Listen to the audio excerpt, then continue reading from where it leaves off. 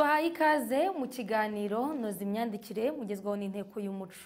Ni ikiganiro kidufasha gukosora amakosa akunze gukorwa mu myandikire kinyarwanda. Uyu munsi turagaruka ku makosa ashingiye ku kwitiranya imyandikire itanoze y'amagambo ntabwo ndetse n'ashingiye ku kwitiranya imyandikire y'amagambo ntabwo na ntabwo. Inteko y'umuco iradufasha gusobanukirwa aya makosa ndetse n'uburyo yakosorwa. Ese muri interuro ikurikira hari amakosa y'imyandikire arimo? Uwo munyeshuri ntago ajya asiba ishuri.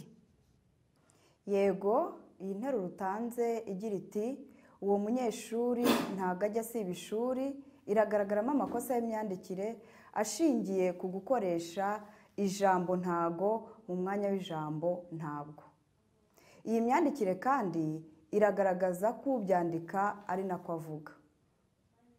Izindi ngero zanditse mu buryo buboneye twatanga ahangaha twagira tuti ntabwo nibagirwa uwamfashije, ntabwo nasenya ubumwe bwacu. Mu gukosora rero iyo nteruro watanze turandika dutya uwo mwana ntabwo ajya asiba ishuri. Muri iyi nteruro se naho hagaragara amakosa y'imyandikire. Ntabwo yasibira kuko ubwenge ntabwo abuze. Interuro itanze igira iti ntabwo yasibira kuko ubwenge ntabwo abuze, iragaragaramo amakosa y'imyandikire ashingiye ku kwitiranya amagambo ntabwo na ntabwo.